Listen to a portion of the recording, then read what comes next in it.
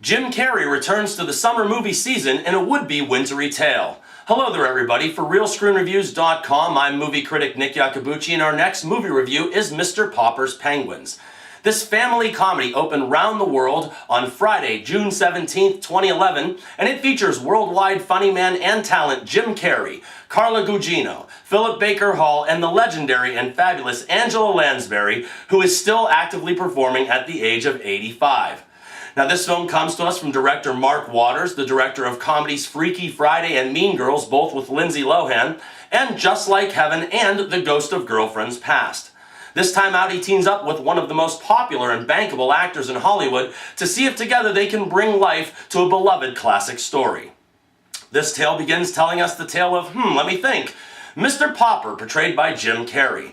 He is a businessman that closes million-dollar deals and pretty much doesn't have time for anything else in life. That is until he is sent a half a dozen penguins as part of an inheritance. These penguins bring flair and conflict to his life, but soon after things really start to get interesting. Mr. Popper begins to convert his residence into an igloo of sorts in order to house the Arctic animals, and then throw on top of that a deal that he must close in order to secure his future as a businessman and as a father. As the tale plays out, Mr. Popper will become quite the line dancer with his backups all dressed in tuxedos, and they will also teach him about the true meaning of family. Well, people, even though Mr. Popper's Penguins was filmed authentically on refrigerated sound stages with real Emperor's penguins, the three adjectives that come to mind and describe this film are typical, standard, and average. This film dives into the entertainment of the really young once too many times for anyone over the age of 13, and that same crowd will also find many scenes that are just plain hokey. This is the kind of film that periodically throughout the feature raises conflicts for no other reason but to resolve said conflict a few moments later. Now this brings me to lead actor Jim Carrey, whose interpretation of Mr. Popper is only another substandard retread of his brilliant Fletcher Reed from Liar Liar.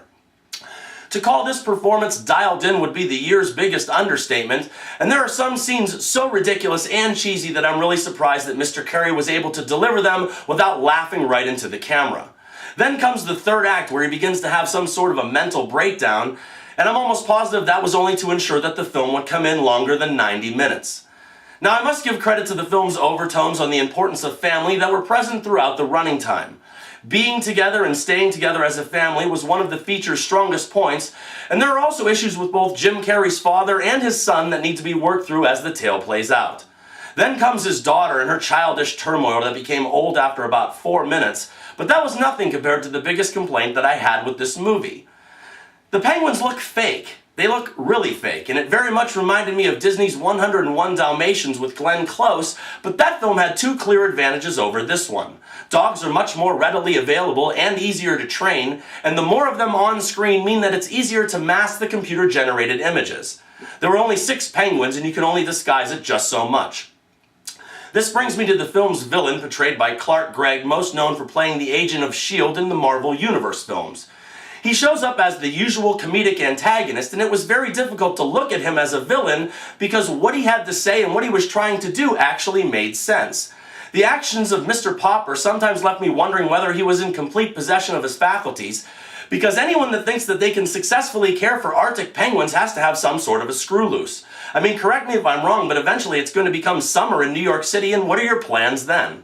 I understand that this is a family film, but most movies like this become long for adults when the entertainment value far outweighs logistical and common sense.